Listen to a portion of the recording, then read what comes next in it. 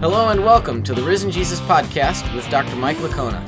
Dr. Licona is Associate Professor of Theology at Houston Baptist University, and he is a frequent speaker on university campuses, churches, conferences, and has appeared on dozens of radio and television programs. Mike is the president of Risen Jesus, a 501c3 nonprofit organization. My name is Kurt Jaros, your host. On today's episode, Mike, I want to look at the argument from the best explanation. I know we teased a little bit about it last week, but maybe we could spend this episode going through the criteria that historians used when looking at sort of a cumulative type argument. Yeah, so arguments of inference to the best explanation. This is one that numerous historians use. One of the best explanations I've ever seen from it comes from a philosopher of history who lives in Australia. His name is Behan McCullough. And he's written a book, the most recent one in which he describes it. It's a history primer. It's called The Logic of History. All right, and so therein he's got this set of criteria. I'm not sure. Criteria is plural. Criterion is singular. Criteria yep. is plural. Yeah. So what are some things he says about what sort of method we should use in analyzing the data? Arguments of inference to the best explanation, McCullough says, is the best way to go. By the way, why I really like McCullough is because I think we think a lot the same. I mean, he's much smarter, and he's been doing this a whole lot longer than me. But when I got into this, I was looking for specific tools that historians would use, specific methods. And I was surprised to find that a lot of historians don't have specific methods. Huh. In fact, it's interesting. I do teach a philosophy of history course, and I've had students who have gone, there have been a couple of occasions where I've had students who have gotten their bachelor's in history and then gone on to get a master's in history. And they said they've learned more in my single course on method on doing history than they learned in all of their studies throughout undergrad and graduate combined. Yeah. So that's pretty interesting. They aren't taught a lot of method. So everybody is like, it's kind of like, there was we'll talk about it next episode of this when we get into postmodernism, but everybody just kind of does their own thing. But what I like about McCullough is he comes out with a specific method, and he uses this arguments of inference to the best explanation. So the first criterion he uses is called the explanatory scope. Okay. So, and what this basically says is, we have our facts we've talked about, right? Accepted facts. And the hypothesis that is able to account for the more of those facts than any other hypothesis has the greatest explanatory scope.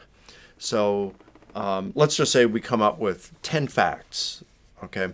And our hypothesis, one hypothesis accounts for 8 of those facts, and another hypothesis only accounts for 2. Well, the one with 8 has the greater explanatory scope. So if I had to think of an example, let's say there's a fellow who claims to be a politician. He's tall. He's got a big, thick, dark beard. Wears this really long top hat, and he says he lives in a house that's white. One theory is, well, he's a janitor, or something like that. Another theory is that he's the president of the United States, Abe Lincoln. Mm-hmm. So you have 2 competing hypotheses. Now, the explanatory scope would say which hypothesis makes the best sense of all of or as many of the facts as possible. Is that right? That's correct. So with this tall guy with a beard and a top hat on, if we find another fact about him that he had been an attorney, whereas the other guy wasn't. That this guy over here ran for office, public office, a few times and lost every time. And this guy had never run for office. Well, the hypothesis that we're talking about Abraham Lincoln has greater explanatory scope than the hypothesis that we're talking about a janitor. Okay, good. So that's the scope. That's scope. And here's the thing. If a hypothesis, this is where historical bedrock comes in. You want a hypothesis to be able to account for all of the historical bedrock. And if you have a hypothesis that is incapable of doing it, then that hypothesis needs to go back to the drawing board and either revised or discarded. Okay. So that's scope, but there's also explanatory power. Yes. And so what's that one, and how's that different from scope? We can look at it from two different angles, or you can use both of them. Explanatory power would be you want, when you're looking, your hypothesis is attempting to account for the facts. You want that hypothesis to be able to accommodate those facts pretty naturally, to do so without forcing them to fit. So, we'll look later on. All right, so let's go back to your Abraham Lincoln one, okay? So, let's suppose they're all working, they fit well for Abraham Lincoln because he ran for office, he lost all those times, and okay. But let's say a person's trying to make the janitor hypothesis work. And they say, well, he didn't run for office in a sense, but he ran for student body president, when he was in high school, or, so you're kind of making that, you're forcing it to fit, where it doesn't really go naturally. A word picture I like to give is, imagine a jigsaw puzzle, and all your puzzle pieces are represent facts. And when you're putting a jigsaw puzzle together, you can take some of those pieces and you can force them to fit when you're having difficulty knowing where it goes. Now, you suspect it really doesn't go there, but you can make it fit. That's what some people do with facts in order to accommodate the hypothesis. And in that case, when you got to force them to fit, you lack explanatory power. Okay. The other way to look at it is to say, all right, let's look at a couple different hypotheses here. Now, I know this thing with Abe Lincoln, you've kind of come up with that on the spot. So let's say with the Abe Lincoln hypothesis, you'd say, given the truth of that hypothesis, that it's referring to Abe Lincoln, we would expect certain things to result, okay? And to the extent that we get those things, that hypothesis may be said to have explanatory power. If you took the janitor hypothesis about a tall guy, beard, top hat, who lived, almost 200 years ago, lived in a White House, but he's a janitor, given the true, and the White House, we got to add a little to that, of course. We'd say it's a big house, right? Sure. And it's located in Washington, D.C., and decisions that impacted the country and, came out of there. Which toilet to clean first, which Yeah. floor to sweep. So you would say, given the truth of the janitor hypothesis, what kind of things would we expect? Is that the kind of things we get? No, we don't really get those things. So that would lack explanatory power.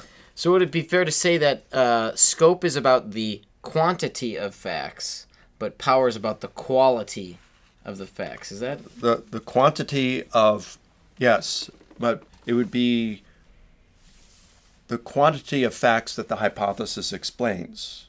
Yeah. And the quality meaning how well the hypothesis explains them. Yeah. So for scope, that's the quantity, but then power is the quality. That's correct. Yeah. Okay. Right. Because you don't want the jigsaw puzzle. You don't want the jigsaw puzzle piece to be jamming in. So You don't want it to be jamming in. And same with explanatory scope. When you're trying to come up with a solution to the puzzle that can use the most pieces would have explanatory scope. The puzzle solution that leaves a number of orphan pieces lacks explanatory scope. Yeah. Interesting. Good. All right. When I know philosophers use this term about plausibility sometimes, the plausibility of a theory. Yeah. What is that? What is plausibility? Plausibility is is the degree to which a hypothesis is compatible with our background knowledge. All right. So let's just make it. All right. So if you look, we talked on a previous episode about a former roommate, college roommate, who claims that he won the lottery big. All right. If our background knowledge is that winning the lottery big in that particular state is one chance in 300 million, well, that impacts our plausibility. You'd say it's a low, it's implausible. Now that plausibility can change as we learn more data, of course, right? Mm-hmm. Or you can say this, we're both baseball fans, right? Yep. So if we started off, what year was it that the Cubs won the World Series? It would be 2017. 2017. That's right. Yeah. Okay, so if we were to go back to April, the season opener in 2017. 2016. 2016. Forgive me. How plausible would we think it is based on the background knowledge that the Cubs had never won a World Series at that point? You know, they had back, 100 plus years Okay. back. 1908 was that last time. And everything just, they just never are able to do it. What's the plausibility? If you were living back then in April of 2016, if someone, okay, all right, sorry, let's put it this way. Let's suppose you have a brother, and he committed a crime overseas, and he's been in prison for 20 years and totally out of touch. Okay. He comes over, he's released, he comes over, you meet him at the airport, and you say, you hug each other, and then you say, well, you're not going to believe this, but the Cubs won the World Series in 2016. He says, no, I don't believe that, because it seems implausible, right? Yeah. So, or since we're talking baseball, Albert Pujols is one of the greatest home run hitters of all times, okay? So he averages getting a home run, I think, 1 in every 16 at-bats. So he's going to average getting up 4 to 5 times a game. So let's just call it 4 times a game. So I wake up in the morning, it's baseball season right now, and let's say I haven't checked the box scores of what happened. There's a 1 in 4 chance. 1 in 4 chance. So it's plausible. Yeah. The hypothesis that Pujols hit a home run in last night's game is plausible. Now, if you're talking about in the National League and there's a pitcher and he's never hit a home run, if you say, well, so-and-so hit a home run, that's a hypothesis that he hit a home run in last night's game. Based on our background knowledge, we would say that hypothesis is implausible. Okay. Yeah, fascinating. And it has a lot to do with our expectations, that we just don't expect the pitcher to hit a home run. They don't practice batting. And we would expect the good hitters to hit home runs. So plausibility just deals with our background assumptions. Is that safe to say? Well, our background knowledge. Yeah, our background knowledge and background knowledge. assumptions. Yeah.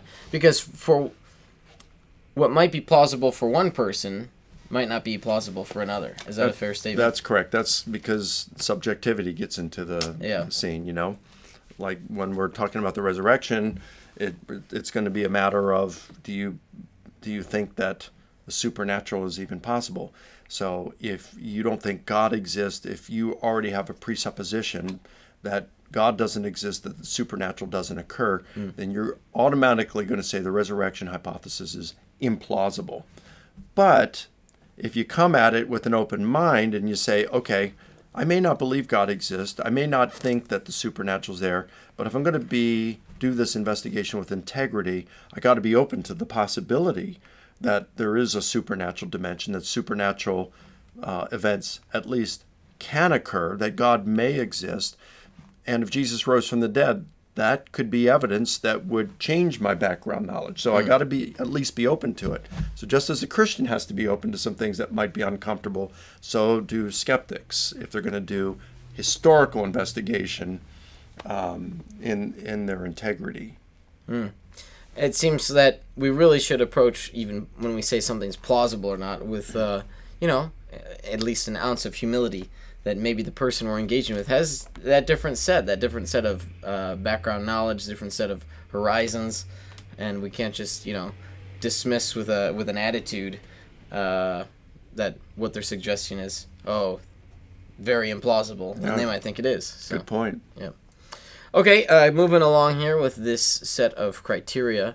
What is this Latin phrase, ad hoc? Yeah, it is a Latin phrase, and it means for this. Okay. And so you've heard of ad hoc committees, right?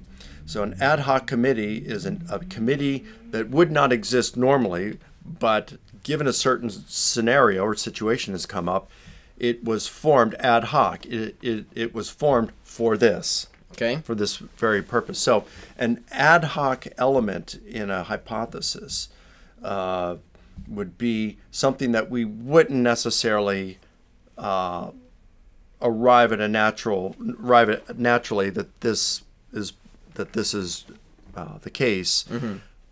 It's an ad hoc component that was meant to suggest that, meant to answer things. So, for example, if we say that purple polka dotted geese from Pluto are responsible for all the unexplained phenomena in our universe, that is an ad hoc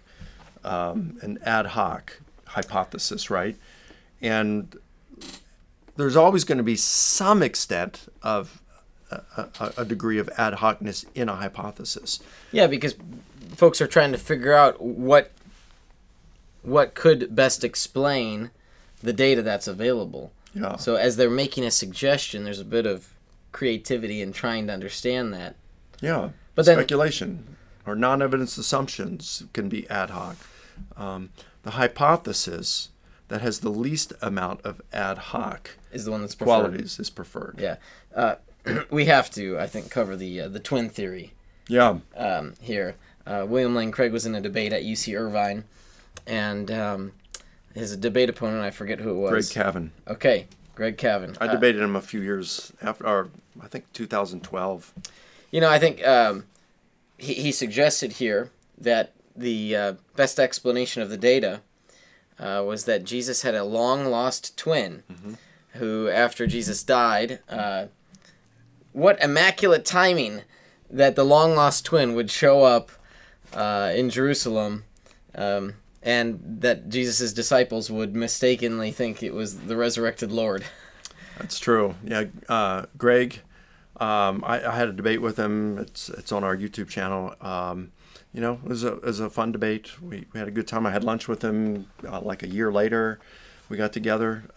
He did his doctoral dissertation on that. He's a philosophy professor, and he said, "Hey, it can't be hallucinations. If it's not hallucinations," and he says it couldn't be that they saw the risen Jesus because it was a hallucination, that only leaves one option because it wasn't the risen Jesus. He's an atheist.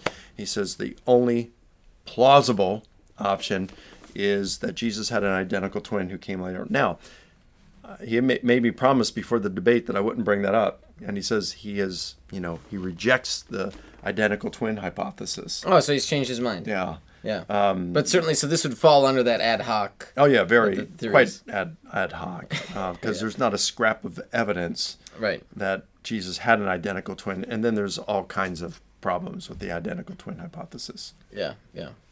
All right, illumination, the last one here. What is that about? Illumination. Illumination. This is kind of like a bonus criterion. It's icing on the cake. Okay, so it's probably the least important of these five. Okay. The most important would be plausibility, and then explanatory scope, explanatory power.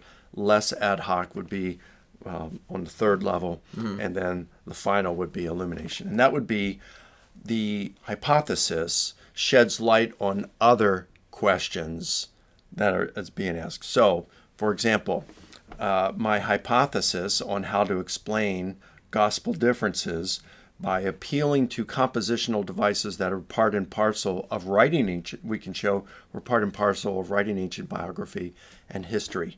It does shed illumination on another question, another matter, and that is Christology in the Gospel of Mark.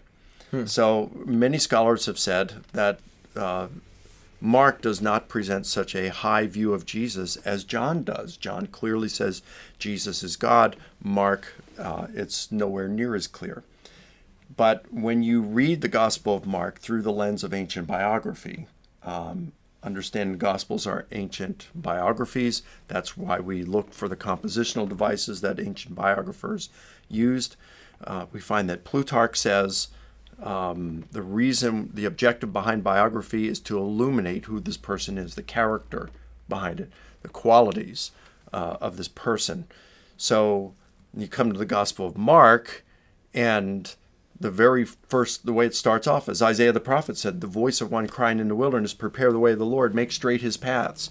Well, we come to find out it's not Jesus preparing the way for God, it's John the Baptist preparing the way for Jesus. Well, what does that say about who Mark is viewing Jesus as?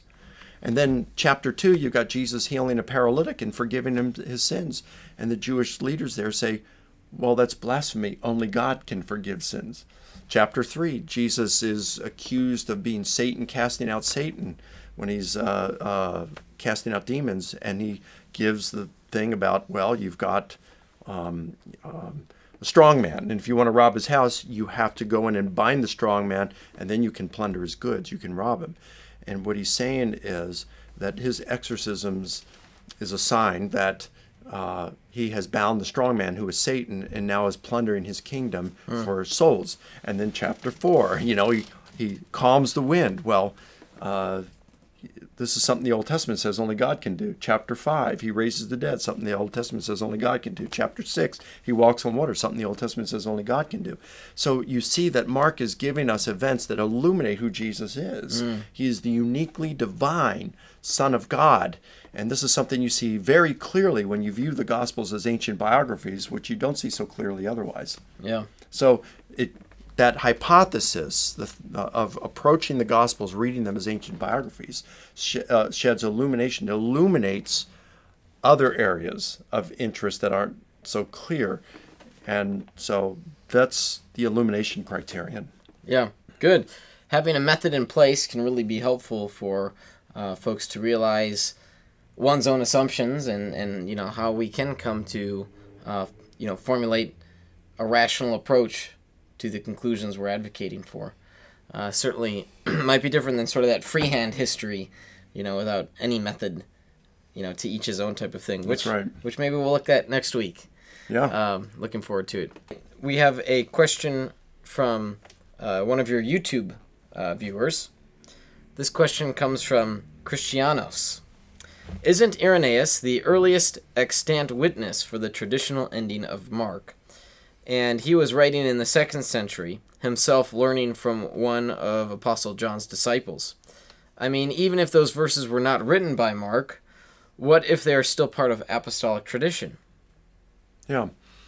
Well, we always have to be open to the possibility that they still are, that they are part of apostolic tradition, but 99.199% of New Testament scholars today would say that these verses, chapter 16, verses 9 through 20, did not belong to the original Gospel of Mark. And that's why in modern translations you see brackets around them. Sometimes the entire text of 9 through 20 are in italics. And then you'll usually see a footnote at the bottom of the page that said these verses do not appear in the oldest and the best manuscripts. So yes, they do appear in Irenaeus, who is writing somewhere between, I think it's 174 and 186.